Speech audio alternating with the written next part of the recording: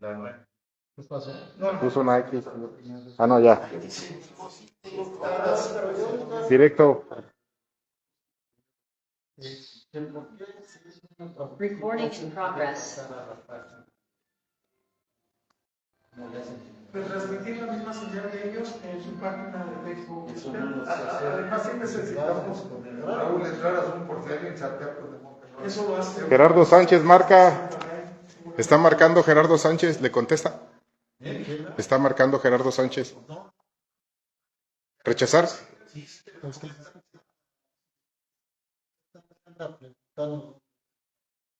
Ah, sí, no vaya a ser, espérame, a ver, déjame entrar a Zoom para poner este pozo. Mira, Gerardo, sí es que ya estamos grabando. Ya empezamos. Si gustan, esperamos para que lleguen más personas, ¿eh? Sí, es eso. Él está ahora en punto. Ok, para también, entonces, con todo gusto, compartir lo que está haciendo la fundación. Sí, yo creo que mejor ustedes, ¿no? Como tú me digas. De hecho, me apuntaron que si hoy me intervino no está previsto respetuosamente su evento y marquen ustedes. Pues también anunciamos.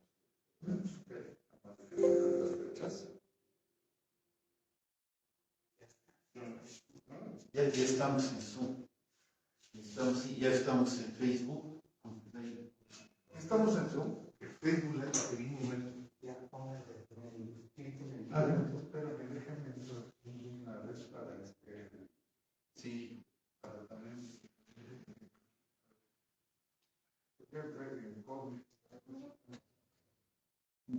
El líder de la reunión. Tú lo mandaste, ¿verdad? Yo lo mandé, sí. Ah, sabes que se me hace.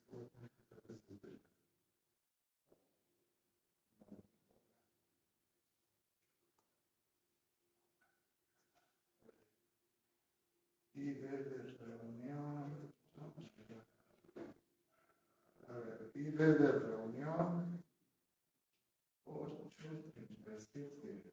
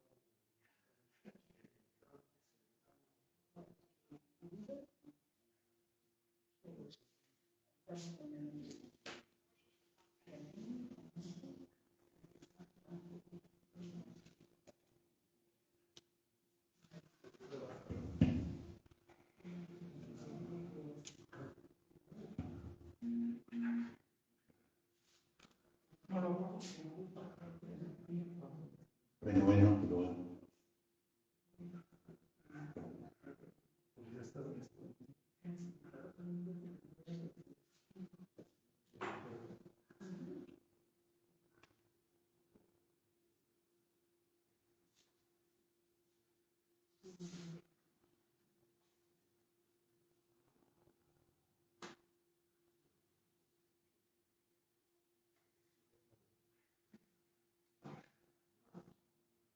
Bueno. Ok, si se escucha, ya estamos viendo que ya estamos aquí en línea. ¿Qué tal? Muy buenas noches. Estamos aquí desde la FUNDAP, es decir, la Fundación Universitaria de Derecho, Administración y Política, quienes son amablemente nuestros anfitriones el día de hoy. Es un placer estar con todos ustedes, agradeciendo por supuesto la invitación de la Fundación a compartir algunos temas que nos parecen de mucho interés. Primeramente quisiera yo comentarles, bueno, primero, pues como podemos ver, no tenemos mucho rostro que digamos, pero es un gusto estar con ustedes debido a las circunstancias que no nos permiten pues tener un público un poquito más numeroso presencialmente. Es un gusto que tengamos afortunadamente la tecnología para poder colaborar. Yo me voy a permitir, si les parece bien, voy a tener que quitarme esto para poder hablar. Lo voy a poner ahí a un lado porque de otra manera no podemos hablar. De cualquier manera, aquí las medidas sanitarias son las suficientes y necesarias para que ninguno de nosotros corramos un riesgo, y es una pena tener que iniciar una plática con estas advertencias, pero así lo impone la realidad. Bien, pues nuevamente agradecer a la Fundación que nos brinda el espacio que hoy estamos ocupando, y antes de iniciar propiamente con el tema que es los aspectos históricos del nacimiento de Jesús de Nazaret. Ya comentaremos acerca de este tema, por qué aspectos históricos, y también comentaremos pues las preguntas clave, porque lo que aquí buscamos también es dar algo de difusión sobre temas que no son tan ampliamente conocidos. Bien, primeramente yo quisiera comentarles, la Fundación tiene una serie de actividades que me gustaría compartir con todos ustedes. Permítanme un segundito. Vamos a ajustar aquí un poco la tecnología. Muy bien, ya estamos de vuelta. Yo quisiera comentar primeramente, la Fundación tiene dos actividades que me están compartiendo el día de hoy. Y tenemos, por ejemplo, el diplomado sobre ética pública, corrupción del Sistema Nacional Anticorrupción, que por cierto aquí quisiera compartirles, tuve el gusto y el honor de participar como traductor oficial de la Ley de Coordinación Anticorrupción a nivel nacional, pero ese es anecdótico. Sí, este diplomado estará transmitido por Zoom y dio inicio el 26 de febrero del 2022. Quiero suponer que todavía tenemos oportunidad de inscribirnos. Tenemos por otro lado un diplomado sobre cooperativismo y economía social, tema sumamente interesante para los que hemos también participado de alguna manera en el sector empresarial desde lo más pequeñito. Pues también es un tema de gran interés. Este es un diplomado que tiene una duración de 170 horas y da inicio el viernes 1 de abril del presente año. Y yo quisiera invitarles a que se contacten con la Fundación para información más a fondo sobre estos dos diplomados que desde mi punto de vista revisten gran interés. Bien, bueno, entrando un poco en tema, yo quisiera presentarnos, las personas que hoy estamos aquí. Nosotros pertenecemos a un programa de radio llamado Ecos de la Antigüedad. Y Ecos de la Antigüedad y Ecos de la Noche, son dos programas los que produce mi querido amigo Raúl Rodríguez Lucio, quien está aquí a mi lado izquierdo, productor de ambos programas, y son programas que se transmiten por Radio Universidad Autónoma de Querétaro desde hace 26 años, ya iba a decir 25, fíjate, me iba a robar uno. 26 años tenemos al aire, y quiero comentarles que estos programas, Ecos de la Antigüedad y Ecos de la Noche, tienen la vocación histórica, es decir, somos programas que hablamos de historia. Con la particular, bueno, Ecos de la Noche habla de historia y también de algunas situaciones como misteriosas que tienen que ver con la historia. Ecos de la Antigüedad habla de historia. La particularidad de nuestro programa, entre otras cosas, es que ninguno de los participantes somos de profesión historiadores y no nos dedicamos de lleno a la historia. Cada uno de nosotros tiene su profesión, tiene su trabajo. Contamos con un teólogo en camino, Lalo Prado, bienvenido. Contamos con un filósofo, máster en filosofía, además médico veterinario, zootecnista, José Quesada Fox, bienvenido. Mi productor, el ingeniero Raúl Rodríguez Lucio, ingeniero civil de profesión, y un servidor, Alonso Santamaría, ingeniero industrial y psicólogo. ¿Por qué les comento esto? Porque somos un programa de personas que estudiamos la historia y deseamos transmitir, compartir con todos ustedes y con todos nosotros aspectos históricos. No menciono a mis demás compañeros, ya está Gerardo, que ya lo veo también, otro compañero del programa que nos acompaña hoy en el público. Nada más menciono a los que el día de hoy estamos conversando con ustedes. Bien, entrando ya en materia. Jesús de Nazaret, como se le conoce, nació en algún lugar, que justamente eso es lo que vamos a platicar. Queremos ver los aspectos históricos del nacimiento de Jesús. La primera consideración que quisiera yo compartir, y perdón mi querido Mauro que nos está filmando, no te mencioné, compañero también del programa, Mauro también está con nosotros, aunque no aparece en cámaras, por lo general está en el inframundo y parece que hoy será igual. Bien, decíamos que Jesús tuvo un nacimiento del que se conoce muy poco. Muy amable, muchas gracias. Es decir, los evangelios hablan muy poco del nacimiento de Jesús. Y los evangelios son la fuente principal para conocer la historia de nuestro personaje. Y en realidad el número de capítulos o versículos que hablan del nacimiento de Jesús son pocos y son poco precisos probablemente, eso lo van a decir mis compañeros que son los que realmente saben de lo que estamos hablando, pero sí, de los 4 evangelios solamente 2 hablan del nacimiento, y de esos 2 que hablan del nacimiento no plenamente coinciden, y hay una serie de eventos que por otro lado no son comprobables desde el punto de vista de otras fuentes históricas, con excepción de estos 2 evangelios. A lo que quiero llegar con esto es que vamos a ingresar en un tema que causa polémica, que causa duda y que además está relativamente poco documentado desde el punto de vista de los documentos antiguos. Varios investigadores a lo largo de muchos años, y cuando digo muchos, pues probablemente sean miles, han ido construyendo o reconstruyendo la historia del nacimiento de Jesús. Por otro lado existen las tradiciones que todos conocemos, donde pues también se celebra o se conmemoran diferentes eventos, por ejemplo, la llegada de los magos o reyes de Oriente siguiendo a la estrella de Belén. Todos estos hechos, desde el punto de vista histórico, pues generan, por un lado, duda, por un lado, hay algo de misterio, ¿no? Porque decimos, bueno, ¿qué fue la estrella de Belén? ¿Quiénes eran esos magos de Oriente? ¿Qué hizo o dejó de hacer el rey Herodes?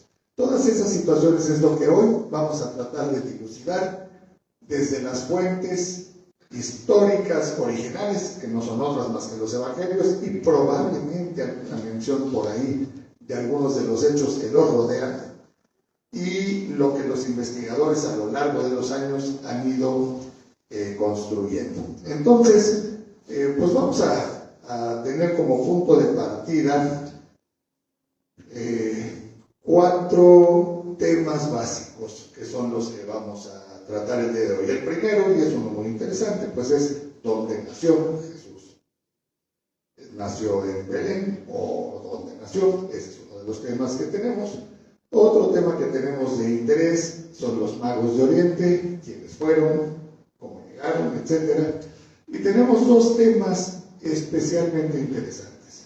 Uno de ellos es la tan conocida matanza de los inocentes, es decir, esta histórica matanza donde el rey Herodes hace un despliegue de crueldad, aparentemente, y es parte de lo que hoy se va a discutir.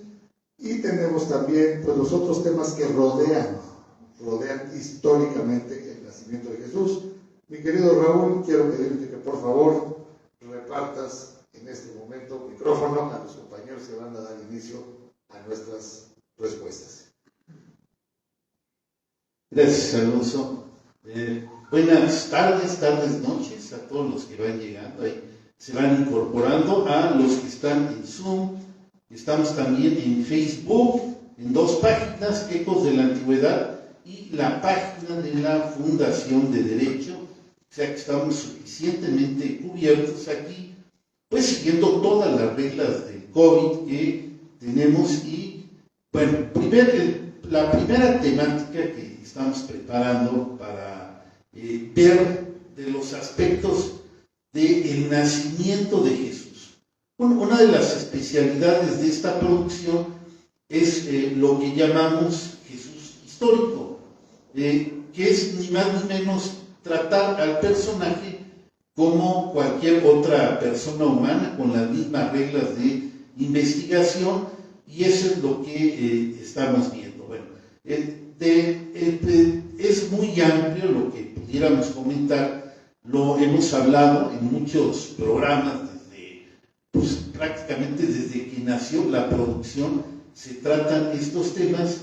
Y bueno, quisiera que José Quesada, que vamos a responder ahorita 3 preguntas rápidas, disertara un poco, porque no hay respuestas absolutas sobre dónde nace. ¿Es Belén o es Nazaret, como se le conoce, Jesús de Nazaret? ¿En dónde nace? Y bueno, con esta primera ronda de preguntas iniciamos con José. Me gustaría complementar lo que dice mi querido Raúl, no solamente dónde nace, sino el impacto real que eso nos va a llevar a los otros temas, ese impacto que tiene el nacimiento de Jesús desde un punto de vista pues político, social, que van a ir disertando mis compañeros, porque todo se va enlazando, ¿no? Es decir, ¿qué papel juegan los magos de Oriente? ¿Qué papel juega Herodes? Empezamos con José platicándonos acerca del lugar de nacimiento de Jesús. Buenas tardes, amigos que nos están escuchando por el Facebook. Buenas tardes a quienes están aquí acompañándonos. Antes de contestar la pregunta, quisiera hacer una pequeña precisión, si me permiten. O sea, tú hablas de los miles de años, de la poca documentación que hay sobre la historia, bueno, lo que es el caso concreto de Jesús de Nazaret. Estamos obviamente en los principios de lo que se llama nuestra era, ¿no? O sea, algunos los conocemos como el año 2022 después de Cristo o el año 2022 de nuestra era, como se conoce el fechado, ¿verdad? Pues sí son muchos años, efectivamente. Pero yo lo que quiero decir, bueno, en esas épocas sí había historiadores, efectivamente, que hacían historia a como se hacía en esas épocas. No es la historia crítica, investigada, de investigación documentada, fundamentada, quizás hermenéutica que utilizamos en la actualidad, sino era la forma de hacer historia de los historiadores antiguos.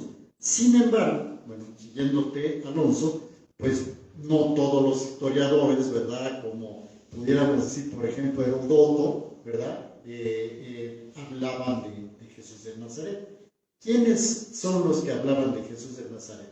Pues básicamente los libros que conocemos como el Nuevo Testamento de la Biblia, ¿verdad? Y básicamente los que hablan históricamente de Jesús son los 4 evangelios y algunas alusiones en el libro de los Hechos de los Apóstoles. Y estos son los documentos principales. Fuera de estos documentos, sabemos que Flavio Josefo lo alude y Tácito alude a los cristianos.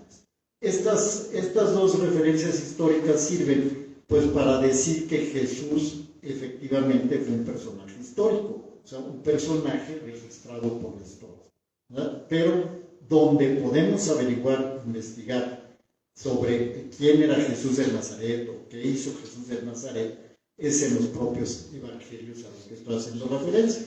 Pasemos ahora, ¿verdad? Para no extender tanto la introducción, a hablar de la pregunta que se me hizo, ¿verdad? ¿De dónde nace Jesús?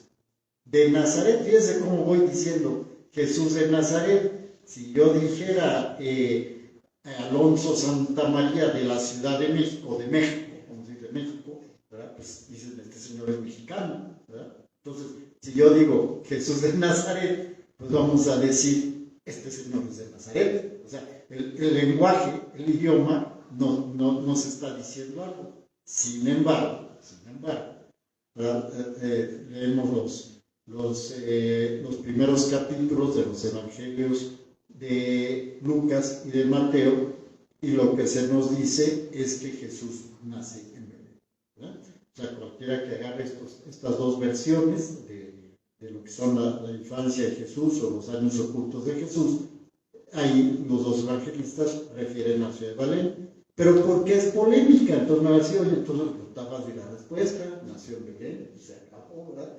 Pero bueno, pero vuelvo a decir, Jesús de Nazaret, y no es que lo diga yo, ¿verdad? Sino que si nos vamos a la escritura, a la Biblia, ¿verdad? Se encuentra esta alusión de Jesús de Nazaret 2 veces en Marcos 1:9 y en Hechos 10:38, ¿verdad? Y en muchas versiones, 4 de Marcos y otras 3 o 4 de Lucas, ¿verdad? Se dice Jesús el Nazareo. Y aquí hay una confusión de una palabra, ¿verdad? Nazarenos o nazareos, que si se traduce del griego, ¿verdad?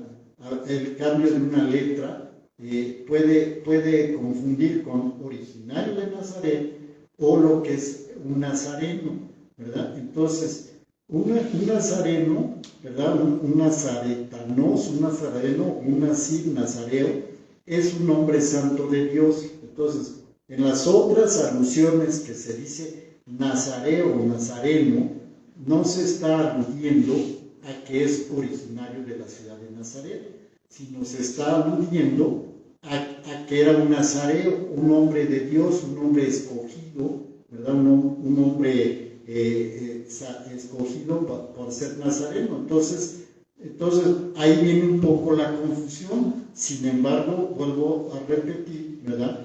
Que hay pasajes como de Marcos 1:9, que sí dice, Jesús vino de Nazaret a Galilea y fue bautizado por Juan, ¿verdad? O sea, vino a su patria y sus discípulos lo siguen. O sea, en algunas alusiones, ¿verdad? Se está diciendo que es originario de la ciudad de Nazaret, ¿verdad? Entonces, esto es lo que crea la confusión, ¿verdad?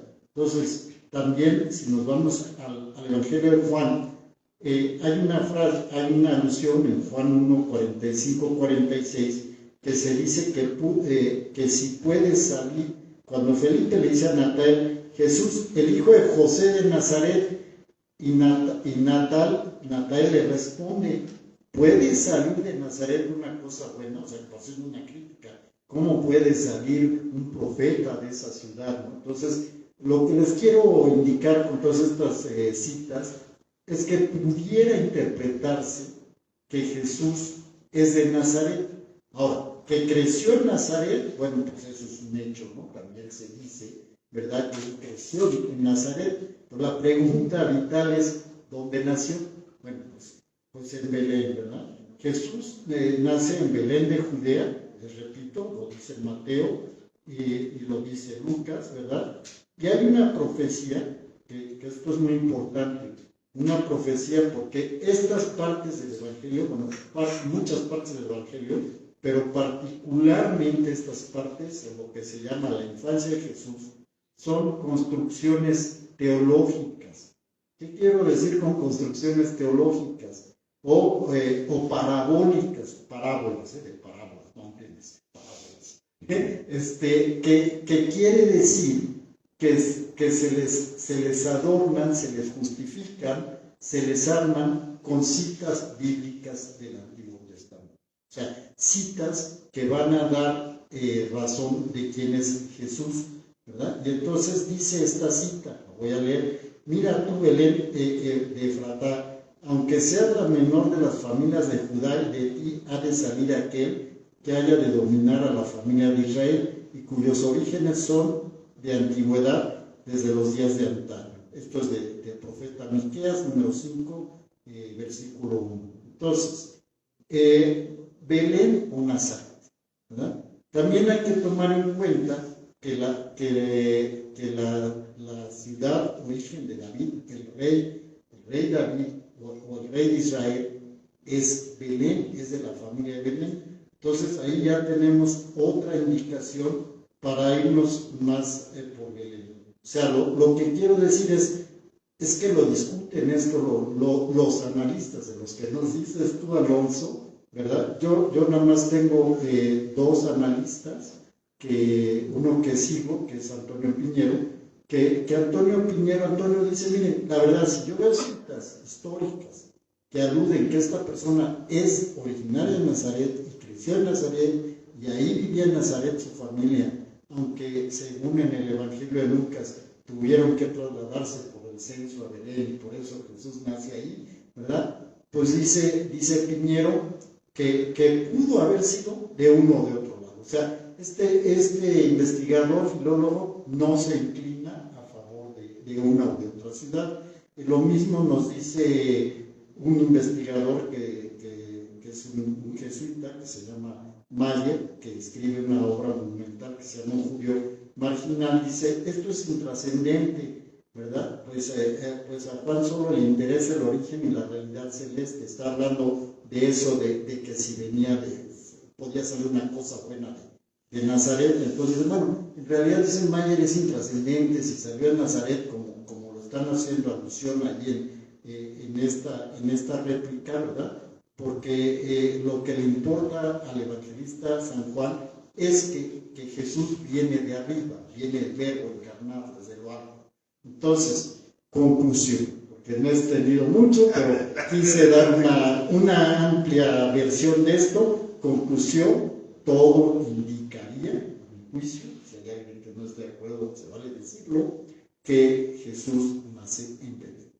Jesús nace en Belén, entonces, de acuerdo con la visión de José Quesada. Después tenemos otro tema interesante, que es el cuándo, ¿no? Y acabamos de decir, bueno, la conclusión de José es lo más probable, y esa es una buena frase, usa mucho, por cierto, el que mencionas, Piñero. Al no haber la fuente histórica, como la mencionaste, al estilo que se hace ahora, biográfica, estricta, pues sí, estamos hablando de probabilidades, ¿no? Lo más probable, dice José Quesada Fox, es que Jesús nació en Belén, lo cual nos da mucha tranquilidad porque podemos seguir poniendo nuestros nacimientos y todo eso. Ahora viene lo que sigue, que nos va a hacer Lalo Prado, nos va a hacer el enorme favor de apoyarnos, el tiempo, cuándo nace Jesús y algunos de los aspectos que rodean este nacimiento, porque decía yo, bueno, es cierto, pues ya estamos tranquilos, ya ponemos nuestro portal de Belén, y sin embargo hay una serie de eventos que narra Lucas que pues tenemos que dilucidar hasta dónde históricamente son plausibles, y Raúl aquí también nos va a hacer el favor de apoyarnos con algo sobre ese mismo tema. Lalo, por favor. Muy bien, muy buenas tardes a todos. Muchas gracias por esta invitación.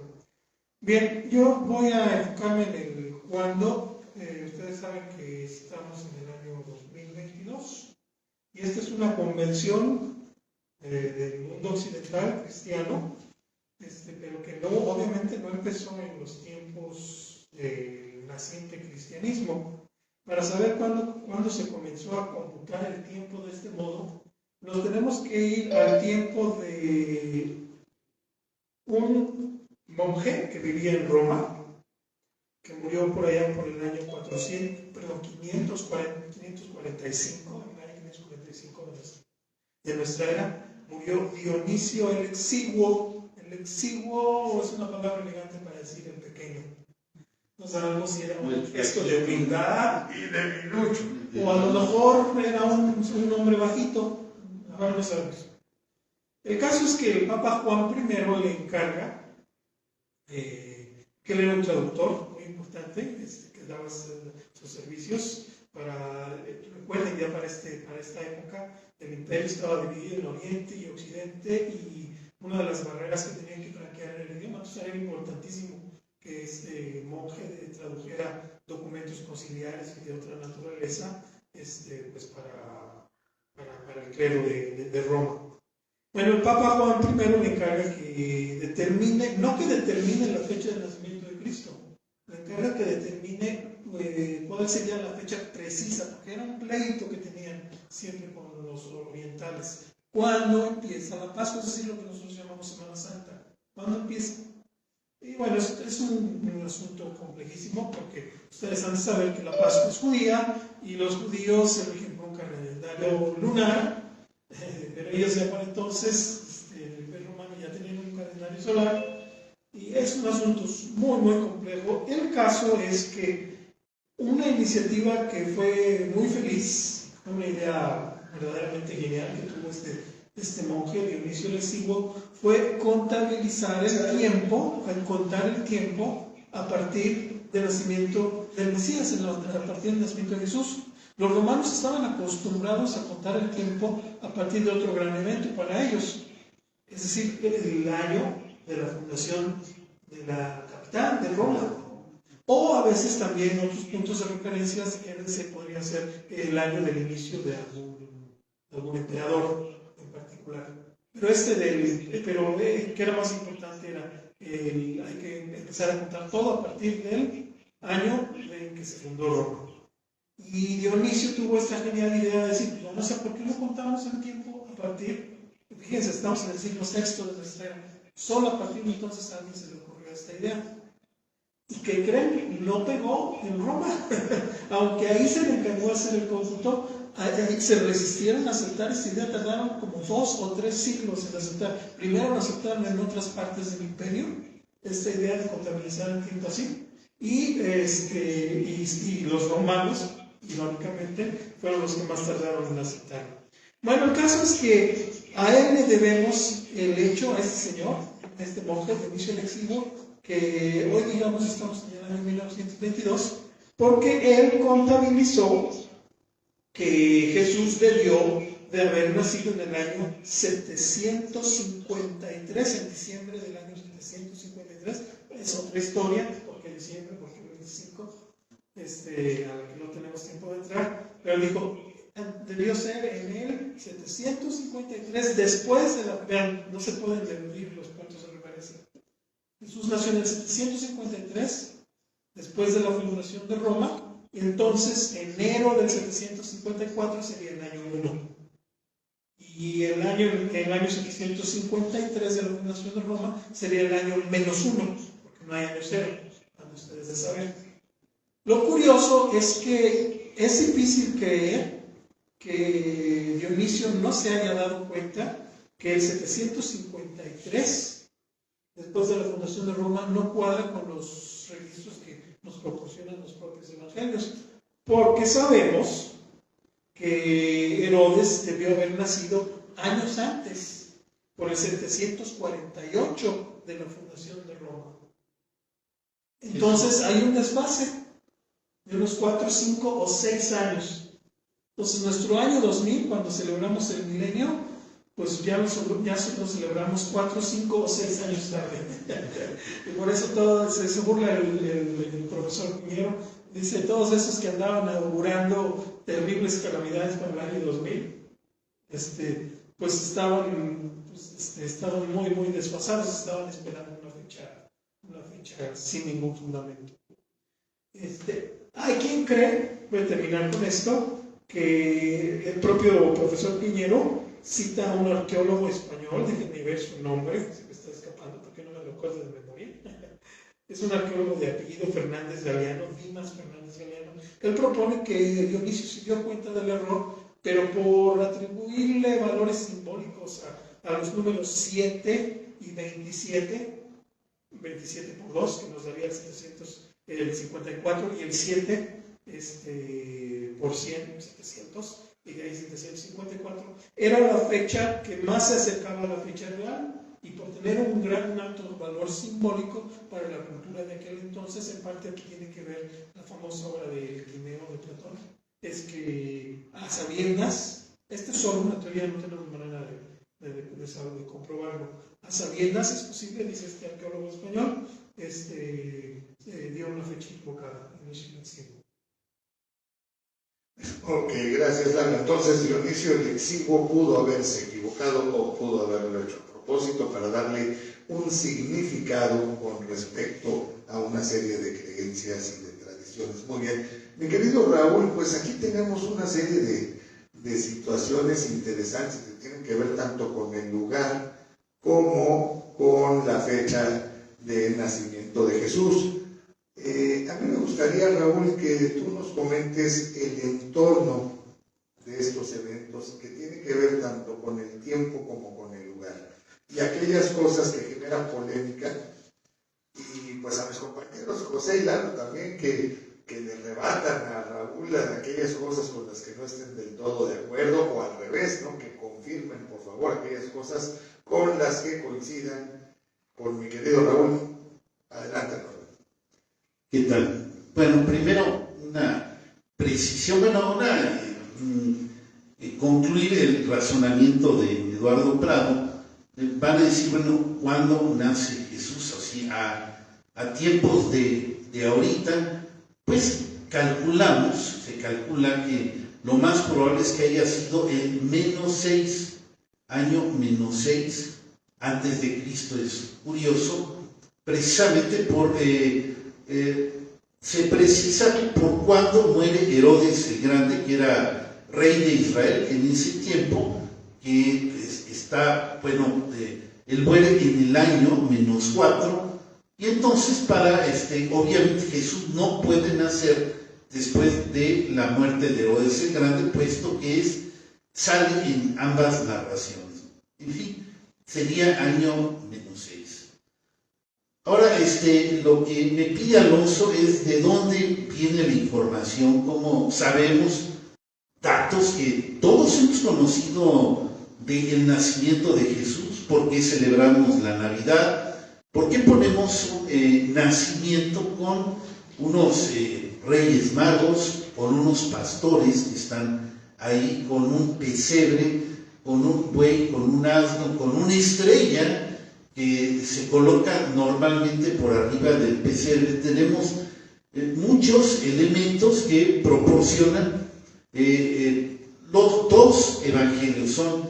Tanto Mateo como Lucas son los únicos que refieren la infancia, ambos al principio de sus evangelios, capítulo 1 y 2, igual tanto Mateo como Lucas. Y mientras Marcos y Juan no citan nada sobre el nacimiento. Entonces, en nuestro punto de partida tenemos dos narraciones. Ahora, cada quien hace la suya, cómo son, cuánto se parecen, de dónde vienen, y toda esta información viene de ahí.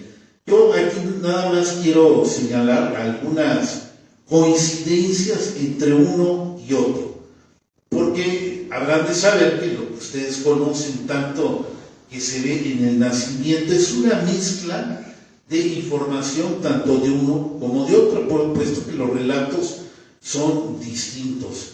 Primero, digamos, hablando de Mateo, hay una trama más bien como de tipo palaciega, donde aparece el rey Herodes el Grande, que era un rey semi-independiente de Israel, donde aparecen unos magos de Oriente, los que conocemos como Reyes Magos, que llegan preguntando sobre el nacimiento del Mesías que van a nacer, y se inicia una especie de intriga y sin sabores para Herodes el Grande, porque quiere saber quién es la persona que va a nacer, que probablemente esté amenazando su trono. Si es un ambiente, vamos a calificarlo como palaciego.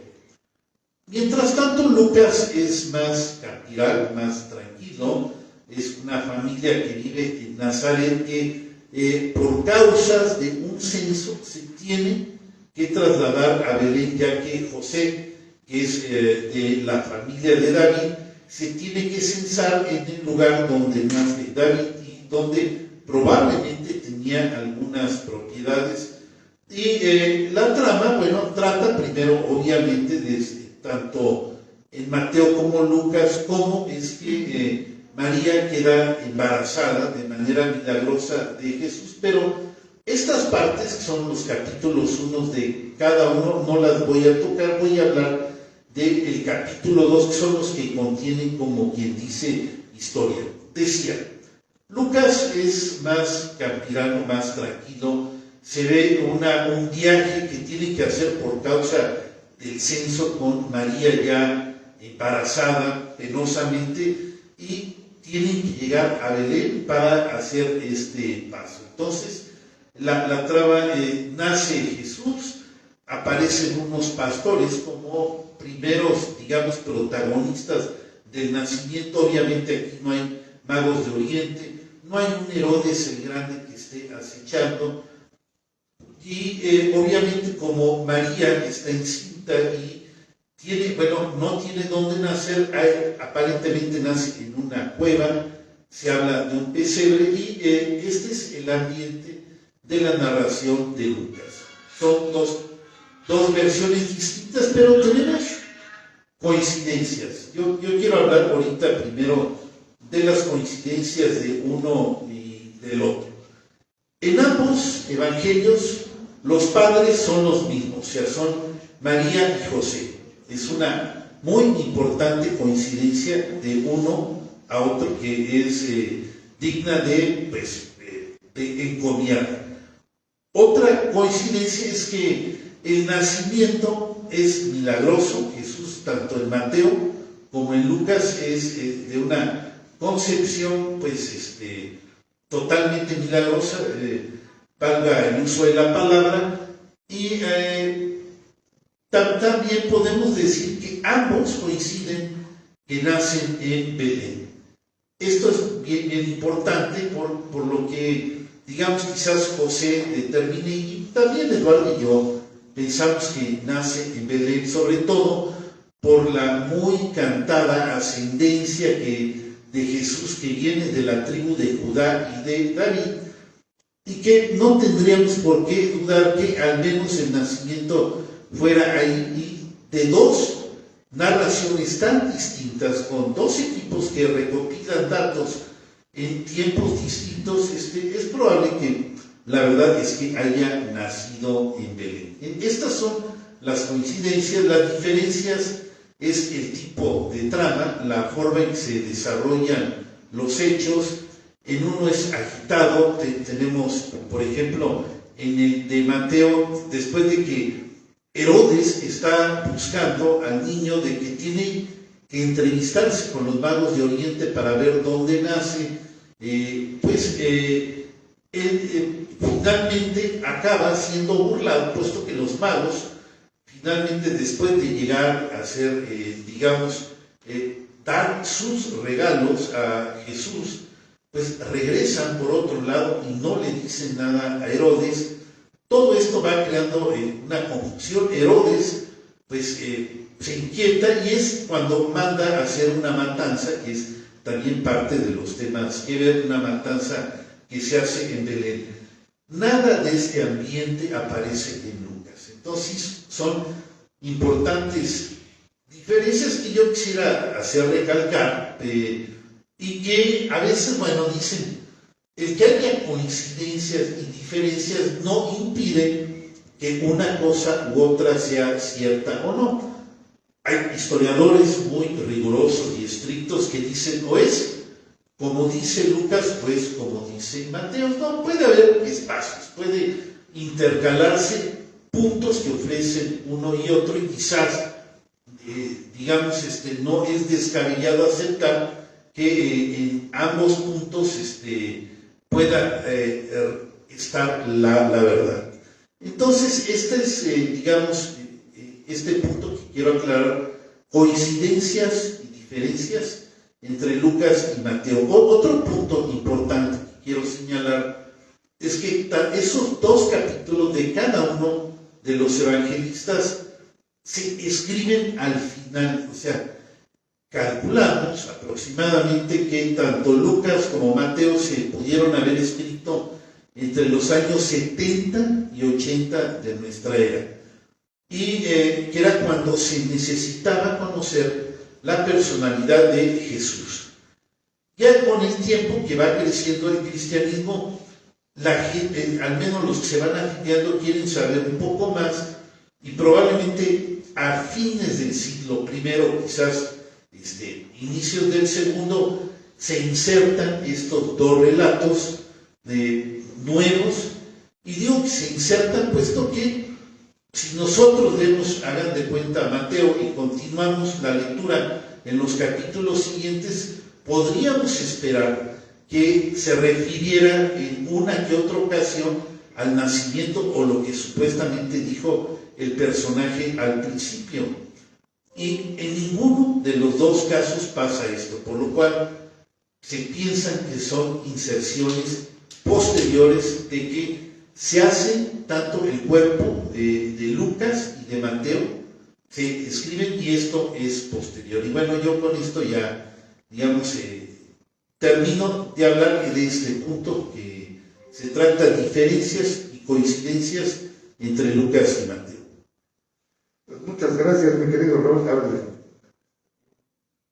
Muchas gracias, mi querido Raúl. Pues mira, es el momento justamente de analizar estos eventos desde diversos ángulos, ¿no? Comentábamos al principio y coincido con José, ¿no? Las fuentes básicas, principales, para hablar del nacimiento, no de otros factores, del nacimiento de Jesús, pues son dos evangelios. Eso es lo que hay, ¿sí? Sin embargo, los analistas, los estudiosos han ido desarrollando el tema y aquí entran pues situaciones tan interesantes como realmente hubo una matanza de niños de esas dimensiones a cargo de Herodes el Grande o no la hubo, ¿sí? ¿Por qué? Porque hasta donde yo sé, y por eso traigo a mis expertos, pues no hay otra referencia a un evento que pues aparentemente tendría cierta relevancia, ¿no? El otro punto que tenemos, pues el tema de los censos, el censo, ¿quién lo ordena? ¿Cuándo lo ordena? Se habla del censo de cuando gobernaba Quirino, sin embargo siempre hay esa duda porque no hay otro registro de un censo de esas dimensiones. Nuevamente lo dejo con los que lo han estudiado con mayor profundidad.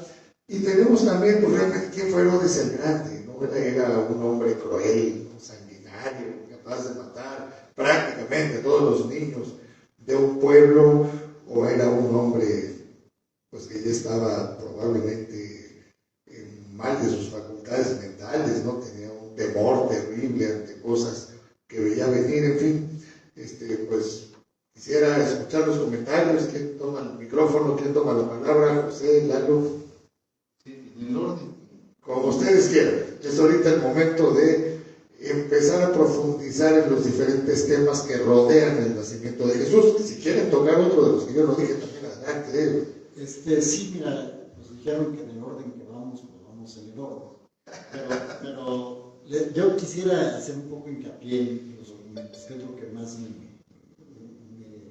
llama más la atención. O sea, tú empezaste esta polémica, si es un programa histórico, hechos históricos, queremos ir sobre hechos que son demostrables, o sea, que no pueden ser sujetos a debate porque fueron tal cual. En lo posible. En lo posible.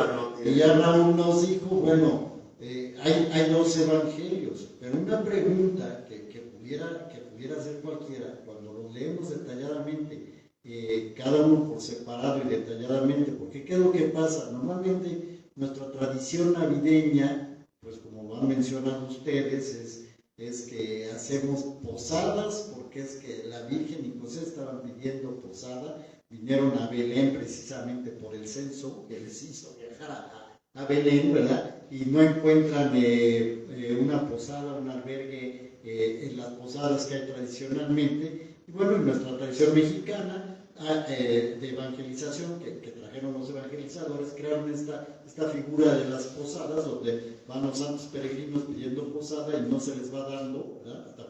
Nuestras posadas lo consiguen, pero en el evangelio dice, bueno, tuvieron que ir a un portal donde hay animales, donde descansan los animales, por eso el pesebre y toda esta historia. Por cierto, de acuerdo a nuestras tradiciones, en una época de tremendo frío en la región, ¿no? Entonces, ¿había pastores o no pastores? Bueno, sí, entonces, siguiendo el relato, lo estoy haciendo como lo vivimos, ¿no? O sea, como lo vivimos festivamente, ¿no?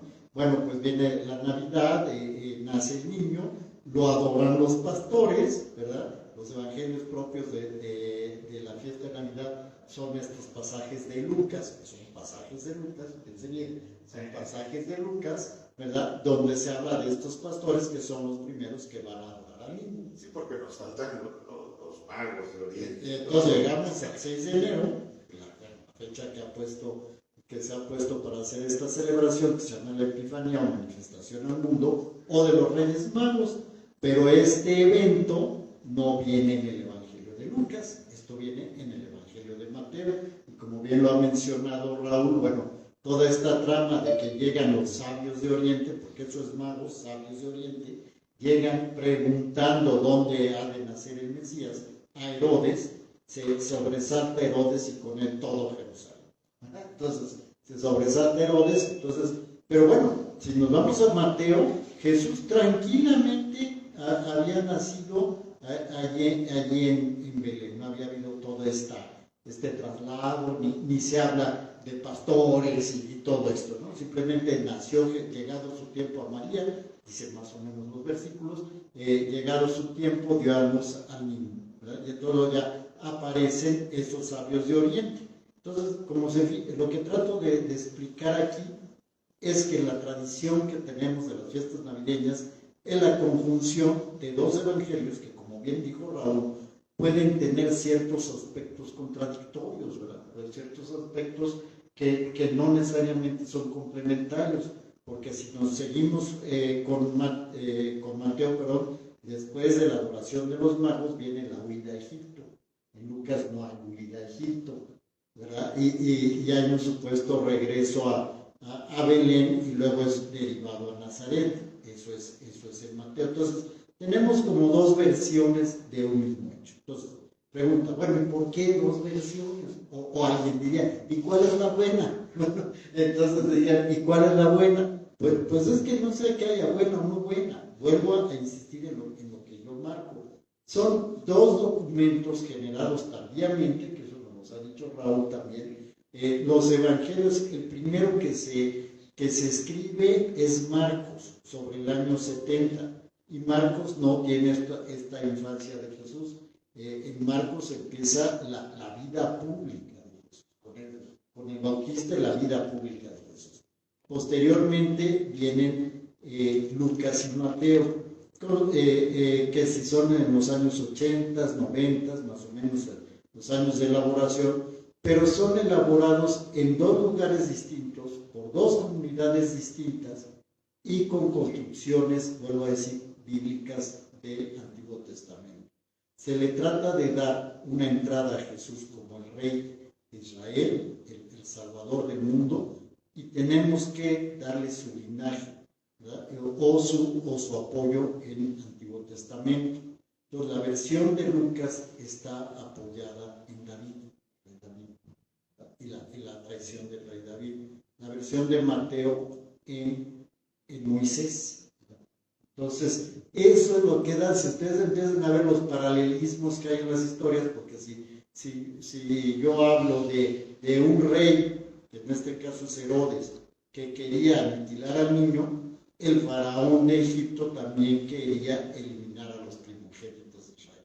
Debía hacer la analogía. Entonces, ¿dónde empiezan a amarrarse el evangelio con otro? ¿Verdad?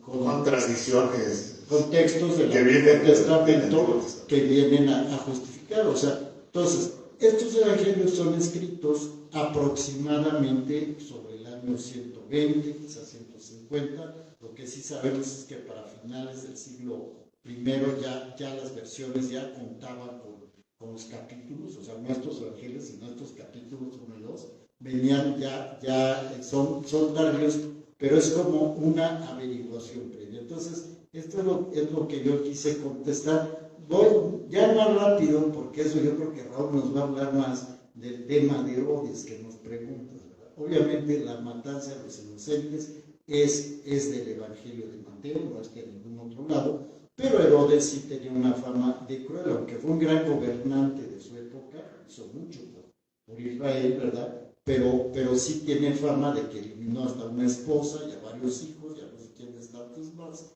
porque tenía una paranoia de poder, ¿verdad? De que le iban a arrebatar el poder. Entonces, sí había algo donde inspirar estos hechos que no están escritos en otra parte. Pero yo lo dejo ahí para no agarrar tanto el micrófono. Y les vas a... Adelante, dale. Yo quiero elaborar un poco sobre este asunto del problema del censo y al mismo tiempo enlazar con algo que me tocó abordar hace un momento. Sabemos que Dionisio el Exiguo se equivocó porque la fecha de la muerte de Herodes, el día exacto no lo sabemos, pero sí lo podemos ubicar con bastante precisión, más o menos en qué mes debió de haber ocurrido. Sabemos por Flavio Josefo en su libro Antigüedades, 1767, hay otra manera de numerarlo que es 17.6,4, por si gustan buscar la referencia. Él dice que él está narrando cuando Herodes estaba muy enfermo, ya casi a punto de morir, y menciona un dato interesante. De hecho, es la única vez que lo hace. Menciona un eclipse y menciona qué clase de eclipse ocurrió, un eclipse de luna. Y este tipo de información es valiosísima para los historiadores, que es lo que se llaman fechas anclas o cronología absoluta, cuando podemos ubicar un evento histórico con un fenómeno astronómico de esta naturaleza. Es increíble, nos da un punto de referencia formidable. Por la astronomía, sabemos que del 12 al 13 de marzo del año 4 a.C. ocurrió un eclipse de luna visible en esa región del mundo. Y también nos da el dato interesante, Josefo, de que ocurrió una celebración de la fiesta de la Pascua poco después de la muerte de Herodes. Y recurriendo a las costumbres, a lo que sabemos, podemos calcular la fecha de esa Pascua. El primer día de esa Pascua debió de celebrarse entre el 11, exactamente el 11 de abril del año 4. Y esto cuadra también con la información anterior de Josefo. Entonces tenemos una fecha muy, muy próxima de la muerte de Herodes. En algún momento entre el 12 y 13 de marzo y el 11 de abril, en algún momento entre estas fechas del año 4 a.C. debió de haber muerto Herodes. Por eso sabemos que o intencionalmente o por mera equivocación, Dionisio el Exiguo se equivocó.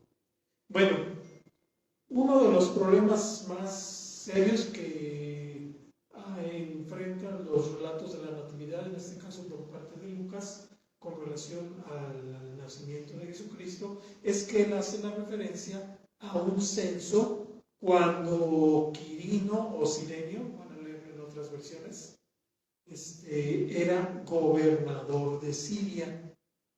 ¿Cuál es el problema con esto? Bueno, hay que aclarar que ningún historiador romano registra censo a cargo de Cirenio como legado, sería el término más preciso, como legado de Siria. Sabemos que él fue encargado de gobernar toda esta región de Siria. Pero es otra vez por Josefo que sabemos cuando se llevó a cabo un censo a cargo de Quirino. Déjenme darles la referencia. En el libro Antigüedades de los judíos, en este caso nada más tengo una forma, no conseguí las dos formas de citación. En Antigüedades 18:26, Josefo nos dice que Quirino tomó el poder por parte del emperador. Hay que tener en cuenta que para entonces ya había muerto hace algunos años Herodes. Arquelao, un hijo suyo, había quedado en su lugar, hizo un papel terrible, tan malo que la propia Roma lo quitó y tuvo que mandar a alguien, ya no de ahí, sino a alguien enviado directamente de Roma. Ese fue Quirino. Y sabemos que poco después de ser nombrado por Roma, y nos dice, vean otra vez los puntos de referencia, en el año 37 después de la victoria de César sobre Antonio, estamos hablando del famoso Marco Antonio, de la historia esa de Marco Antonio y Cleopatra, en la batalla de Accio, fue cuando ocurrió ese censo. Entonces, otra vez es gracias a Josefo que podemos fechar con bastante precisión este evento. El censo de Quirino entonces debía haber sido en el año 6 después de Cristo. En el más 6, no en el... Exactamente. Exacto, no en el 6 antes de Cristo, sino en el 6 después de Cristo. Por lo tanto, no coincide con lo que hemos... Exactamente. Y bueno, yo tengo aquí alguna información interesante, pero me voy a esperar para darle la palabra aquí al ingeniero Rodríguez Lucio, para ver si es tan problemático. La solución que yo veo en muchos historiadores gnósticos, católicos, protestantes es, Lucas dice que fue cuando Quirino fue gobernador de Siria, que se hizo este censo, pero pues por Josefo sabemos que esto fue en el 6 después de Cristo. Lucas se equivocó. Está dando la fecha mal. Se confundió, está confundidísimo en la historia. Aquí Lucas se equivocó, como quien quiera que haya escrito el Evangelio de Lucas, cometió un error básico, pero obvio y notable. Esa es la solución. Para mí la solución es un tanto apresurado. Y bueno, voy a tomar, si me dan tiempo después, la molestia de decir por qué es un poco demasiado apresurado saltar a esta conclusión. Bien, vamos a continuar hablando de este censo que, como dice Flavio Josefo, ya fechado sería en el año más 6. ¿Esto qué quiere decir? Que si Jesús nace en el menos 6, cuando este censo ya tendría 12 años de edad, y entonces es un margen de error bastante grande y que lleva al desconcierto a mucha gente. Bien, antes de ver si sí o si no, o a qué se refiere, el mismo Lucas cita en el capítulo 1, cuando en el capítulo 1 el protagonista es Juan Bautista. Bueno, Juan Bautista y Jesús, los nacimientos de ellos dos. Y entonces cuando se empieza con Juan Bautista, cuando su padre está en el templo de Jerusalén, en el lugar de todos los santos, y pues está oficiando en el gran templo mayor de Jerusalén. Bueno, ahí empieza esta narración y se dice precisamente, él lo narra que es en tiempos del rey Herodes, cuando empieza la trama, habla del nacimiento de Juan Bautista.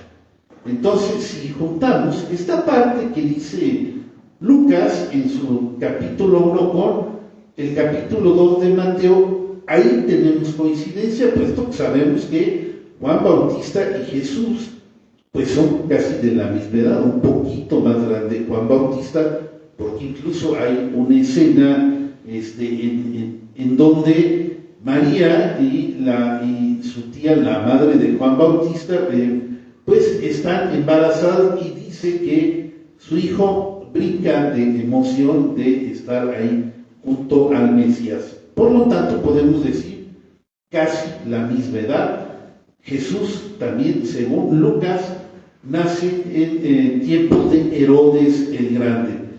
Y entonces nos queda aquí esta cuestión, bueno, y el censo, ese censo que está también datado, con muchos datos, tanto por Lucas como Josefo, que al parecer a veces se parecían mucho. ¿Qué pasa, no? Y es en el año más 6, y al parecer la cosa no es tan sencilla. Bueno, antes de pasar otra vez la disertación Eduardo Prado, porque aquí no quiero tomar mucho tiempo, hay que decir que recuerden que estos relatos son muy posteriores al cuerpo normal en que se integran, prácticamente el año 90 o 100 cuando se escriben, y uno diría, bueno, ¿qué datos pudieron haber tenido tanto Lucas o Mateo para averiguar dónde nació, cuándo nació? Que los datos que ellos nos dan, y pues diríamos, no, es que ya no hay nadie a quien puedan entrevistar, puesto que han pasado 100 años de estos hechos. Pero bueno, ahí están los datos, y pues al final de cuentas Lucas y Mateo coinciden en que nace en tiempos de Herodes el Grande. Pero sí quiero dejar esta disertación que también nos prepara Eduardo Prado. ¿Qué pasa con el censo? ¿De veras se equivocó Lucas o andaba fuera de onda totalmente?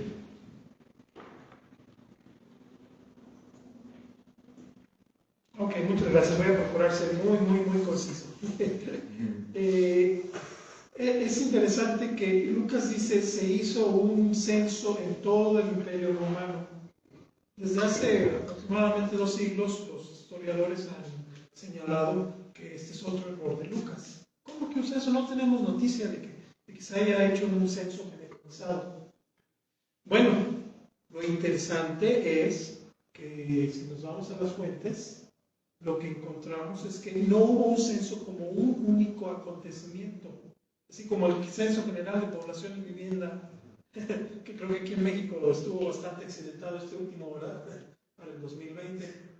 Y hagan de cuenta lo mismo para el Imperio Romano, ¿no? Censo general de población y vivienda del Imperio Romano, ¿no?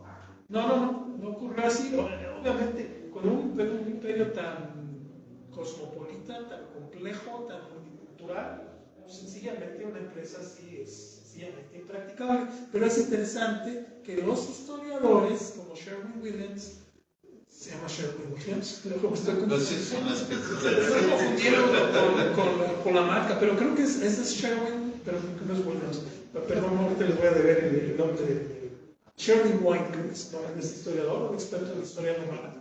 Él indica, por primera vez en esta época, en la época de César Augusto, se hizo un programa de censos en distintas etapas, en distintos lugares, pero un programa de censos que abarcó todo el Imperio Romano. Por primera vez, efectivamente, algo así ocurrió a escala de todo el imperio, pero no como un único evento, sino como muchos censos. Esto es importante.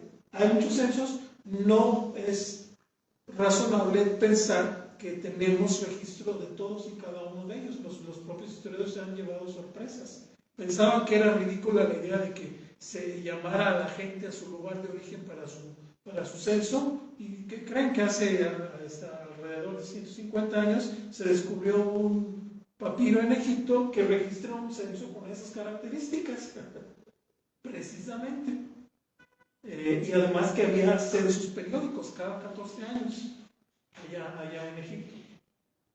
Bien, ahora, es difícil imaginar que Lucas haya cometido un error tan básico al situar el nacimiento de Jesús en el censo de Quirino, que nos es conocido, que es del año 6 después de Cristo, por la sencilla razón de que Lucas está consciente de que el nacimiento de Jesús ocurrió antes. Lucas coincide con Mateo en esto, en ubicar la muerte de Jesús el nacimiento de Jesús antes de la muerte de Herodes. Y era bien sabido que el censo de Quirino del año 6 ocurrió justo después de la deposición del hijo de Herodes, que se llamaba Arquelao. Es un error demasiado básico. Entonces, es un error extremadamente básico para una persona que quien estudia los relatos de Lucas en el Evangelio y en los Hechos de los Apóstoles, se da cuenta uno que es una persona extremadamente meticulosa. A mí me sorprende que muchos historiadores y teólogos con una facilidad dicen, sí, se equivocó, pero claro, ¿a qué le buscas? Se equivocó. Tan básico, un error tan básico. Herodes cayó en favor de Roma hacia el final de su vida, por ahí del año 8 al 7 a.C., y además se enfermó seriamente. Sus hijos se comenzaron a disputar el derecho a sucederle. No tenemos noticias de que en esta época, no nos han llegado registros, de que en esta época se haya hecho un censo. Ese es lo que causa el problema de la referencia de Lucas. Pero todas las condiciones políticas y sociales explicarían un interés de parte de Roma para realizar un censo precisamente por esta época del año 6 al 4. Las condiciones políticas eran aptas. Hay quien dice, no, es que Roma no podía interferir porque Herodes era su rey vasallo y él tenía un nivel importante de independencia. También esto se ha demostrado que fue una suposición de muchos historiadores que resultó ser falsa. Tenemos noticias de que Roma no tenía empacho en imponer censos a reinos vasallos. Y las condiciones estaban listas. Ante esta situación de tanta inestabilidad política, es razonable esperar que Roma quisiera tener un censo, quisiera saber cuáles eran las condiciones de esta región del imperio. Hay otro dato interesante que señala un experto en cronología, se llama Jack Finnegan. Tiene la primera edición de su obra, el Manual de Cronología Bíblica, la publicó Ediciones Cristiandad, por allá por los años 70. Y no sé por qué, y es un libro que parece casi mítico, no lo he encontrado ni en bibliotecas, nada más sé que existe porque lo he visto referenciado. Pero afortunadamente tengo yo una copia de su segunda edición, que ya es de los años 80. Y dice algo muy interesante Jack Finnegan en su Handbook of Biblical Chronology, segunda edición, página 305. Voy a resumir lo que dice. El término que emplea Lucas para referirse a Quirino es hegemoneuontos. Hegemoneuontos. De ahí viene nuestra palabra hegemonía, precisamente. Es una palabra que ni siquiera es un sustantivo, de hecho es un participio. Y yo les invito a que vean la traducción que hace una Biblia que es muy meticulosa, una traducción que es famosa por ser especialmente útil, por lo meticulosos que fueron los traductores. Vean la traducción llamada Cantera Iglesias, de la editorial Bach, y ellos no traducen ahí gobernador como lo hacen todas las traducciones. Ellos tratan de hacerle justicia al empleo de un participio, no de un sustantivo, y lo traducen con un verbo. Cuando, no recuerdo bien la palabra que emplea Cantera Iglesias, pero dice, este censo se hizo cuando Quirino mandaba o gobernaba. Es decir, no es específico en términos de qué clase de posición política tenía Quirino en aquel entonces. Dice, y concede Jack Finnegan este nombre, hegemoneuontos, puede significar gobernador o legado, que sería el título que Quirino efectivamente ostentó por allá por el año 6 después de Cristo. Pero el propio Lucas, en el capítulo 3, verso 1, aplica este término a Pilato, y Pilato no era gobernador, no era legado, Pilato era procurador, pero utiliza nuevamente este participio, que vean nuevamente la Cantera Iglesias, la Biblia Cantera Iglesias en el 3.1, y no, utiliza otro verbo, pero nuevamente se resiste a utilizar un título como gobernador o legado. Y bueno, nosotros por otras fuentes históricas sabemos que Pilato no era legado, no era gobernador, era un procurador. Ahorita vamos a ver cuál es la importancia, cuál es la diferencia entre un legado y un gobernador. Dice, ¿quién no era propiamente un gobernador? Pilato, sino procurador. Y otro dato interesante, Justino Mártir, en su primera apología 1.34, llama a Quirino el primer procurador romano de la Judea. Y en el contexto vean que está hablando, precisamente está citando ahí Justino Mártir el texto de Miqueas, el texto de la profecía de está hablando del nacimiento de Jesucristo. Ese es el contexto de la cita. Vean ustedes las ediciones, por ejemplo, la traducción de ¿cuál era su nombre? Daniel Luis Bueno, de la Bach, la traducción que él hizo de las obras de Justino Mártir, igual con una facilidad que a mí personalmente me sorprende mucho. Dice, aquí se equivocó Justino. ¿Cómo dice que era procurador? Él no era procurador, él era legado. Pero es un dato que es interesante. Dice, ¿cuál es la importancia del término? Pues la importancia es esta. Un procurador es nombrado directamente por el emperador y se puede asociar con un gobernador o legado con un cierto grado de independencia. Esto podría dar lugar a que Quirino fuera procurador asociado al gobernador de Siria. El gobernador de Siria del año 9 al 6 a.C. era Saturnino. Justo en el periodo en el que debió de haber nacido Jesús, si nos atenemos a una fecha anterior a la muerte de Herodes el Grande. Es decir, puede ser que no tengamos registros por Josefo ni por los historiadores romanos, pero bien pudo haber sido que Quirino efectivamente, antes de ser nombrado legado gobernador de Siria, que abarcaría también a Judea, en el año 6 después de Cristo, bien pudo haber sido nombrado procurador, es decir, una especie de gobernador asistente del gobernador, que era propiamente Saturnino, precisamente en estas fechas. Eso no es imposible. Y tenemos otro dato interesante, también así como que de pasada, Tertuliano en su tratado contra Marción asocia el nacimiento de Jesucristo, así como que a él no le causaba ningún problema la referencia de Lucas. Él asocia, claramente haciendo referencia al pasaje de Lucas, asocia el nacimiento de Jesucristo con la legatura cuando Saturnino era el legado de Siria, nuevamente coincidiendo con la fecha antes de la muerte de Herodes. Entonces, no es del todo imposible. También tenemos que reconocer que no tenemos toda la información para reconstruir quién ejercía qué cargos y cuántos censos ocurrieron. Sabemos que hubo varios. Entonces, por eso a mí se me hace que es una solución demasiado fácil inmediatamente decir, Lucas se equivocó aquí. No, bueno, pues parece que esta solución que ofreces, ya viendo los términos y las posibilidades, pues sí, va cuadrando la historia, ¿no?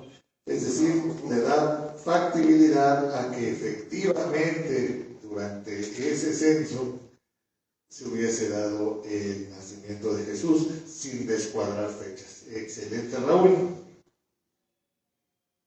Bien, ya este punto ya está tocado, el censo de Quirino. No sé si José quieras agregar tú algo más, porque aquí como que te brincamos, ¿no?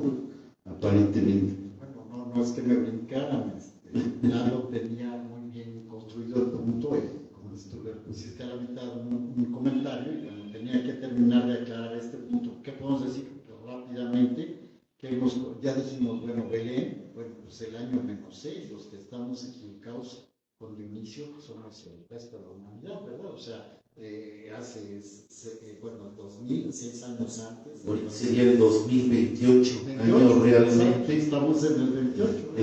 Si corregimos, entraríamos al 2028, marzo del 2028. O sea, yo lo que quiero hacer hincapié es que al principio dijimos, bueno, no hay mucha información, es difícil y lo otro, pero fíjense cómo ves la historia se dedica también a reconstruir rompecabezas, ¿no? O sea, la filología, o sea, la traducción de los documentos, de las palabras, es muy importante. Ahorita, como lo estuviste diciendo, que es legado, procurador, o sea, una palabra griega puede tener varios sentidos, varios significados, y a veces se traduce de una forma y se traduce de otra forma. Mencionamos del nazareo, nazareno, de Nazaret o de Nací, ¿verdad? Entonces, ese tipo de traducción, en cambio de una letra, de una traducción, de un sentido, puede generar estas confusiones. Entonces decimos, bueno, pues Lucas no se equivocó, ¿verdad? Entonces, Lucas, que empieza diciendo que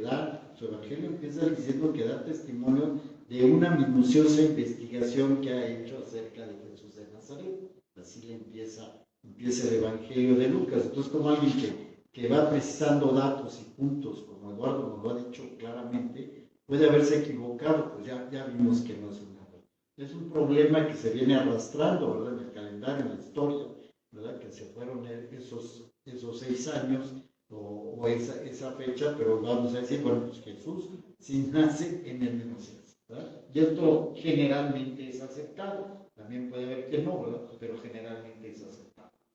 Muy bien, vamos a entrar ya al último punto, entrando ya un poco más a lo que pudo ser, y aquí yo me atreví a meter un apócrifo, quizás para mí el más importante, que es un escrito apócrifo, quiere decir un escrito oculto o no reconocido.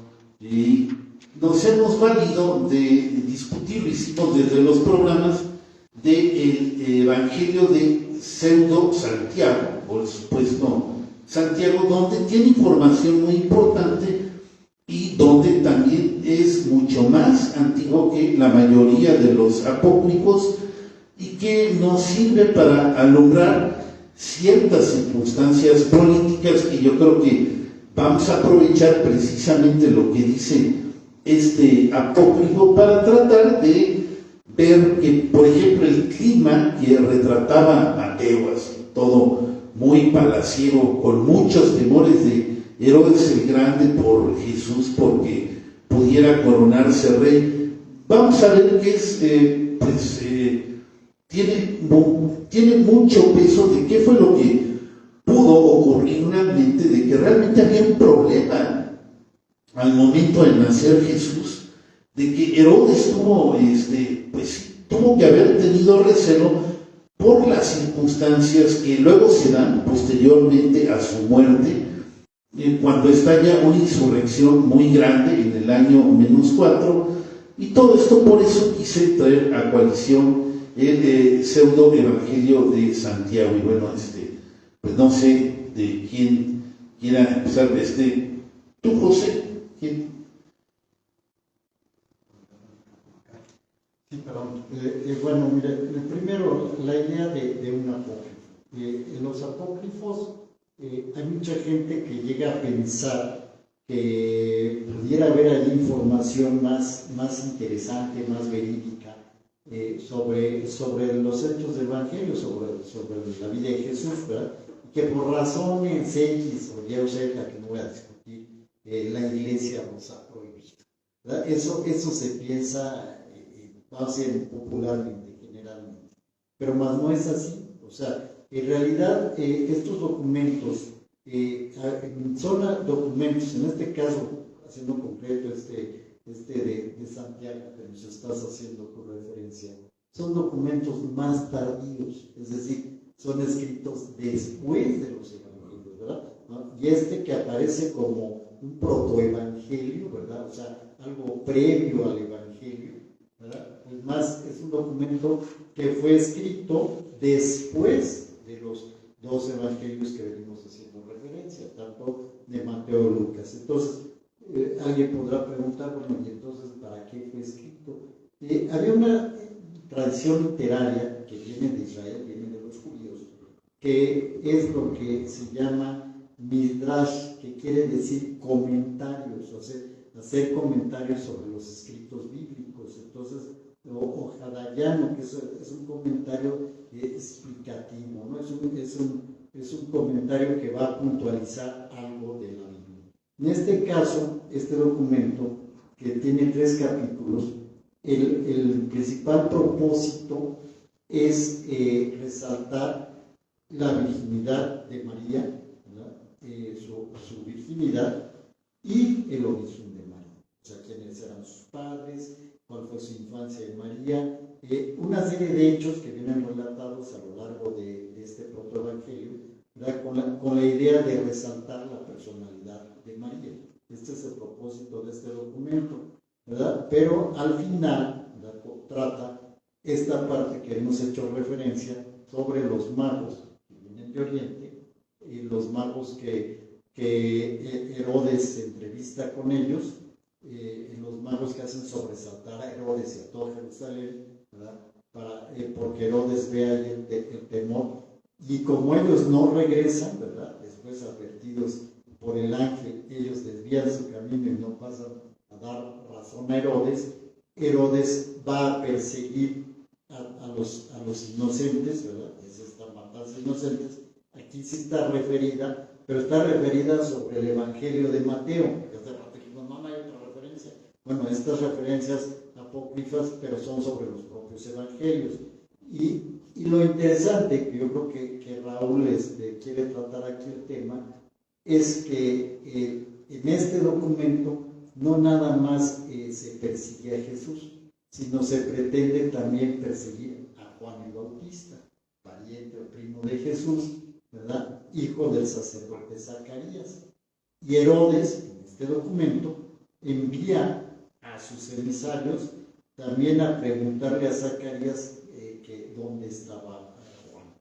Y Zacarías dice, no lo sé. Los emisarios regresan, le dan razón a Herodes, dice, no, dígale que diga, y si no, que pague por su vida.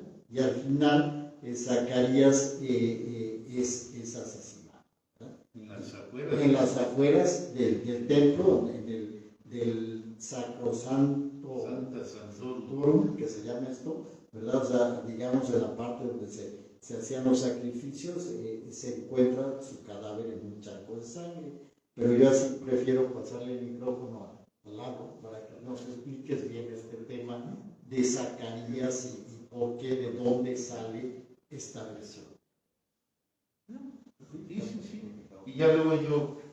Bien, el surgimiento de esta historia de Zacarías como un mártir, precisamente en el episodio de la matanza de los niños en Belén, es muy posible que responda a un interés por explicar un pasaje que también es un pasaje difícil de los evangelios. Me refiero a aquel pasaje cuando Jesús dice para que la sangre de para que sea demandada la sangre de los justos desde Abel hasta Zacarías, creo que es Mateo. Tenemos dos versiones de este dicho, está en Lucas, otra vez y en Mateo. Dice para que la sangre de los justos desde Abel, ¿quién es Abel? ¿Dónde está Abel? En Génesis. Hasta Zacarías, y creo que es Mateo el que dice, hijo de Berequías, que murió entre el patio o el altar y el altar. Aquí tengo la cita. El altar y el templo. El altar y el templo. Sí. No recuerdo las palabras exactas. Entre el templo y el altar. Aquí me tomé la molestia de poner la cita de Mateo. Y es Mateo el que dice el hijo de Berequías. Entonces, este mártir, esta persona que fue sacrificada, fue asesinada en el templo. ¿Quién es? Y pues tenemos el nombre de Zacarías como el padre de Juan el Bautista. Es interesante que este protoevangelio de Santiago, un libro que data de aproximadamente el año 150 de nuestra era, es decir, es uno de los apócrifos más cercanos a la época de los apócrifos, a los evangelios canónicos. Contiene esa idea, pero no es el único. Es decir, es interesante que haya otras versiones apócrifas que hayan incluido esta idea de Zacarías el padre de Juan el Bautista, como mártir. Bueno, los evangelios no nos dicen que su padre se llamara Berequías. Por eso es un pasaje tan complejo. Sí. Voy a decir rápidamente las 5 posibilidades. Hay un libro en el Antiguo Testamento que se llama Zacarías, el libro del profeta Zacarías, uno de los 12 profetas llamados menores. Si ven el versículo 1, sí se le identifica como Zacarías, hijo de Berequías. Pero no tenemos noticia en el resto del Antiguo Testamento que haya sido asesinado en el templo. Ese es el problema con este Zacarías. Una segunda opción es que en Isaías 8:2 se nos habla de unos testigos fieles, entre ellos un tal Zacarías, hijo de Berequías. No es hijo de Berequías, pero es un nombre compuesto que incluye la palabra Berequías, hijo de Berequías. Nuevamente, no tenemos noticia de que esta persona haya sido muerta en el templo. Ese es el problema. Tercera opción, Flavio Josefo menciona a un tal Zacarías, hijo de Baris. Suena parecido, pero no es lo mismo que Berequías. Y dice que fue asesinado en medio del templo. O sea, hay otro, vean qué curioso, por los celotes en la revuelta contra Roma. Parece ser que se empezaron a ensañar. Los celotes, cuando se habían levantado y ya estaban rodeados por los romanos, se ensañaron con la gente de la clase alta y los mataron. Él fue uno de ellos. Esto está en la Guerra de los Judíos 454 o, en otra forma de referenciarlo, 4:334 al 344. Cuarta opción, en Segundo de Crónicas, un libro del Antiguo Testamento, se habla de un hijo de un sacerdote que mataron en el patio del templo, pero se dice no que fuera hijo de Berequías, se nos dice, no, se le identifica por el nombre de su padre y se dice que su padre es Joiada. En la versión Reina Valera. En otras versiones puede ser, los nombres hebreos van a encontrar mucha variedad en la forma de traducirlos, ¿no? Al castellano. Joiada sería en una versión. Y el quinto Zacarías sería Zacarías, el padre de Juan el Bautista, mencionado en el relato de Lucas, pero como les digo, la noticia de su martirio en el templo solo nos llega por fuentes apócrifas. Entonces la pregunta es, ¿cuál es el Zacarías, hijo de Berequías, que murió entre el templo y el altar, según Jesús? Mi opinión es que fue lo problemático de esta referencia de Jesús, lo que dio pie a que se tratara de dilucidar, y esto dio lugar a que pues, se elaborara esta leyenda en los evangelios apócrifos para explicarlo como el papá de Juan el Bautista. Muy bien. José, adelante. Adelante, José. Perdón que robe el micrófono, pero quiero contestar esta última pregunta porque realmente es esas preguntas amplias, ¿verdad? Y haciendo dos precisiones. Cuando la referencia que tenemos de Mateo 23:35, de este Zacarías, hijo de Zacarías, como lo has dicho, ¿verdad? Es cuando Jesús está reprimiendo a los judíos, ¿verdad? Porque habían matado a los profetas, ¿no? Entonces surge esta pregunta, como Lalo lo ha hecho, bueno, ¿cuál de esos 5 Zacarías pudo haber sido? ¿Verdad? En una versión, bueno, ya una versión neotestamentaria, ¿verdad? Pues dice, bueno, pues es Zacarías, el padre de Juan, pero vamos otra vez a las referencias bíblicas. El cuarto que tú haces mención, ¿verdad? Que es 2 Crónicas 24 o 22, ¿verdad? El hijo de Joadá, ¿verdad? Esto que es este sacerdote, ¿verdad? Porque estamos hablando de la época del segundo templo, cuando se va a instaurar el segundo templo, o sea, cuando viene el regreso del pueblo de Israel que había sido expulsado y era cautivo en Babilonia, y luego los dejan regresar y restaurar el templo, ¿verdad? Pero había habido unos pugnas ahí sacerdotales entre los judíos, ¿verdad? Y es cuando matan a este Zacarías, hijo de Joyada, son estas pronunciaciones que tú nos dices, ¿verdad? ¿Y por qué se señala Porque para el Antiguo Testamento, estamos hablando la versión de Israel, la revelación de Dios termina ahí. Por eso Abel a Zacarías, porque esta es la época en que termina para el Antiguo Testamento lo que es la revelación. No sé si me explico. Para el Nuevo Testamento, bueno, pues es Jesús el que termina la revelación y los documentos que aluden concretamente a Jesús de Nazaret y su resurrección. Pero para el Antiguo Testamento, para los judíos, concretamente estoy diciendo, para los judíos, esto es lo que cierra la revelación. De ahí que Jesús, volviendo a mi querido Alonso, que es histórico, que es real, ¿verdad? Porque también hablamos de hechos, pero ¿qué pudo haber estado en la boca de Jesús? ¿Y qué fueron reconstrucciones teológicas que son los versículos que leemos en los evangelios? Esto es muy difícil, ¿verdad? Y no soy un experto, claro. Como le hemos dicho, somos aficionados, pero esto es muy difícil de discernir. Pero estas palabras pudieron haber sido pronunciadas por Jesús, Mateo 23:35, pero haciendo alusión a la tradición de Israel, porque Jesús al final era un judío, ¿verdad? Entonces, como buen judío creyente, tenía que tener su versión bíblica, por así decir, del Antiguo Testamento, y lo más probable es que en ese comentario que él hace referencia a este personaje. Y de ahí brinca al protoevangelio. No sé, nomás quise hacer esa aclaración. Muy bien, José, muchas gracias. Pues bien, mi querido Raúl, creo que te toca hacer el comentario de cierre. Se nos ha venido el tiempo encima y mira que hay mucho material. Sí, voy a tratar de ser breve porque este relato me llama la atención. Pasamos directamente a la historia, a un ejercicio hipotético completamente que ya han hecho otros historiadores e investigadores. Y aquí hay que ver que Jesús venía de la casa de David. La casa de David era, como quien dice, una familia fuerte, poderosa, reconocida en todo Israel, y donde estaban fincadas todas las esperanzas mesiánicas. ¿A qué me refiero? A la libertad de Israel con Roma. Entonces, lo que Jesús viene a encarar aquí es precisamente esa esperanza de liberación de Israel de la bota romana.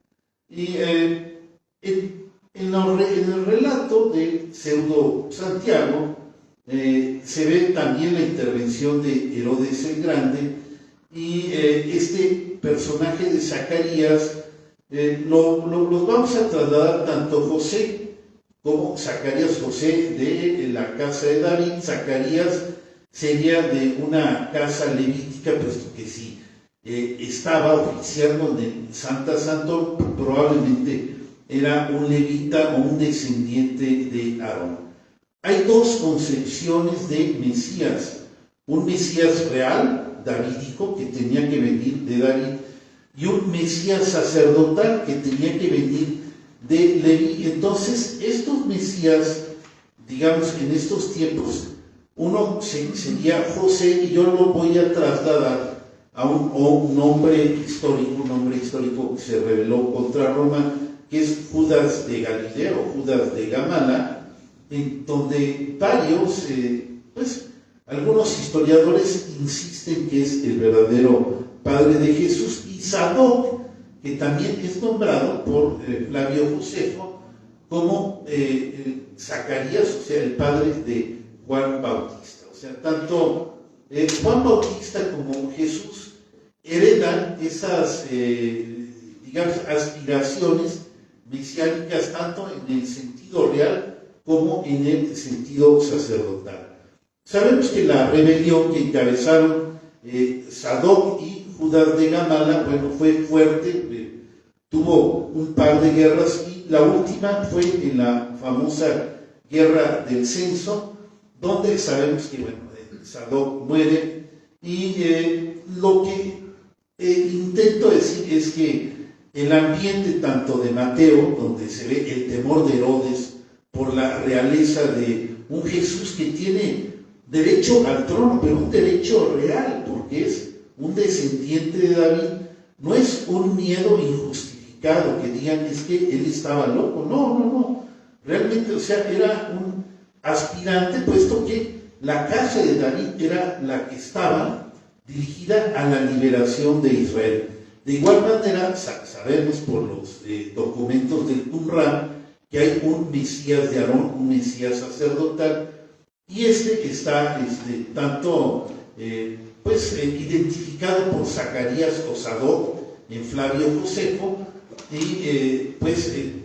y en todos los evangelios, en los 4 evangelios, se ve la intervención ya de Juan Bautista, que es el que bautiza a Jesús, y que evidentemente también tiene un papel mesiánico. Digamos, tanto Jesús como Juan Bautista es una generación de Mesías que se van heredando de padres a hijos, puesto que hubo muchas rebeliones para tratar de rebelarse contra Roma, y entonces la generación de Jesús y Juan Bautista estaba encomendada a esa misión liberadora. Entonces, es por eso que puse en juego este pseudo evangelio de Santiago, por su antigüedad, porque está pegado muy cerca de los otros evangelios, y no muchos años, y entonces por eso se me hizo bastante interesante por las noticias que nos dan. Entonces, yo aquí los dejo con nuestro moderador, y no sé si alguien quiere decir algo más. Muy bien, pues no sé si tengan algún comentario de cierre, compañeros. Ya estamos cerrando prácticamente este programa, agradeciendo a todas las personas que nos han acompañado el día de hoy, y pues esperando poder abundar sobre estos temas, porque como pudieron darse cuenta fue como apretado resumen de cada cosa. Es mucho material el que se maneja, y es muy interesante. ¿Algún comentario de cierre? Sí, bueno, pues mira, yo más que nada agradecerles por la oportunidad, la magnífica conducción que haces y todos los comentarios que aquí he escuchado. Siempre se aprende, o sea, estamos hablando, pero siempre estamos escuchando y estamos aprendiendo. Esto es muy importante, y como dices, siempre hay más que investigar, ¿no? O sea, esto nos abre las puertas para investigar cómo podemos justificar, como les decía, ya no solamente los hechos históricos, que resumiendo otra vez, ¿qué se puede concluir? Básicamente, Jesús nace en Belén, pero es de Nazaret, crece en Nazaret como un artesano, carpintero de Nazaret, hijo de María y José. O sea, estos son hechos ineludibles, ¿verdad? Que no se pueden contravenir porque todos los documentos hacen señalamiento a esto, pero nosotros, bueno, nos pronunciamos por Belén, nos pronunciamos como lugar de nacimiento en el año -6 como fecha más probable y documentada y que se ha dado de nacimiento, y estos hechos alternos que se dan en torno, o sea, por qué se dicen ciertas cosas, es muy importante. Estos capítulos que son posteriores, 1 y 2, tanto Mateo y Lucas, son escritos posteriores, pero hay que resaltar la persona de Jesús como un gran personaje de la antigüedad. Tanto César Augusto, Platón, muchos personajes de la antigüedad, cuando nosotros nos acercamos a leer sus biografías, hay hechos maravillosos como las estrellas, ¿verdad? Los eclipses, todos estos hechos maravillosos están relatados en otras biografías de la antigüedad. ¿Qué quiero decir con esto? Así se escribía, así se relataba, así se historiaba, así se informaba a la gente de quién era ese personaje. Es muy diferente a lo que hacemos ahora, que queremos datos duros, pruebas, demostraciones, etcétera, etcétera, etcétera. Ahí eran datos que resaltaban el personaje, que intervenía en la historia y había hecho cambiar el curso de la historia, que en el caso de Jesús de Nazaret es ineludible, cuando menos en las fechas, que hizo cambiar el curso de la historia, sin entrar en términos religiosos. Gracias.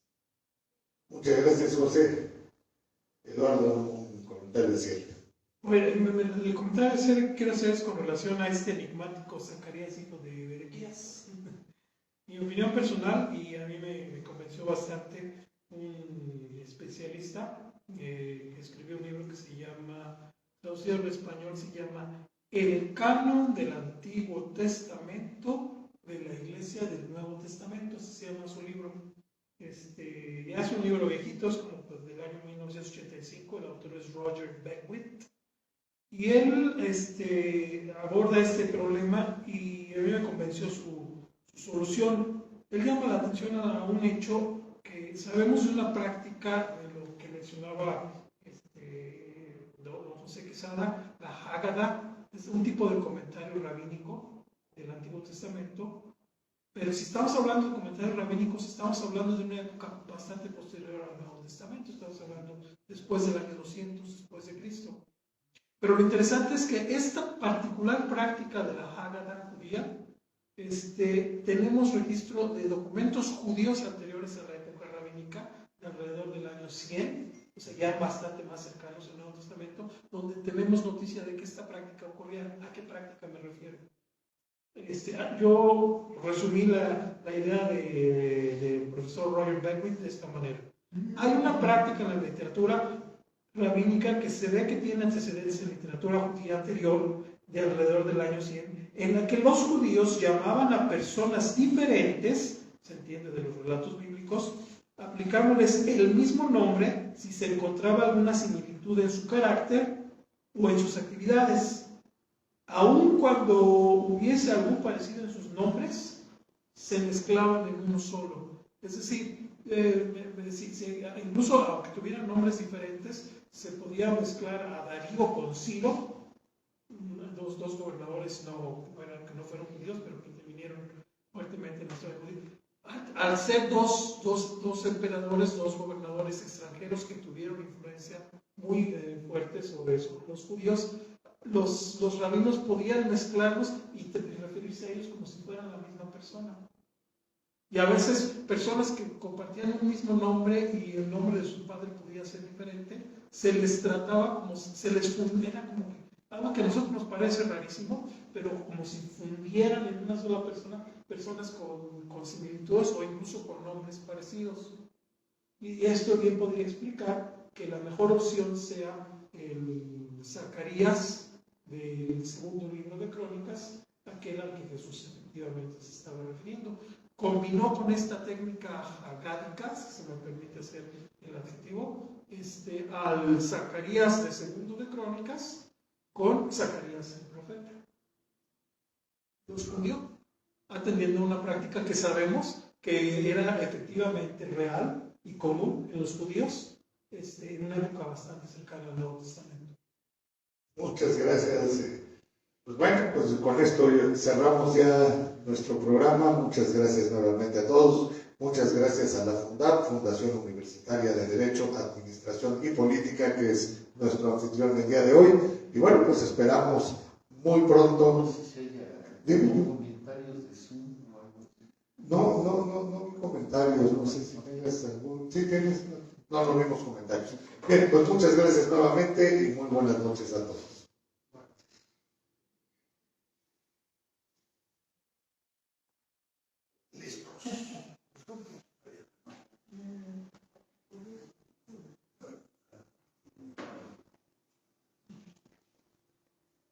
Recording stopped.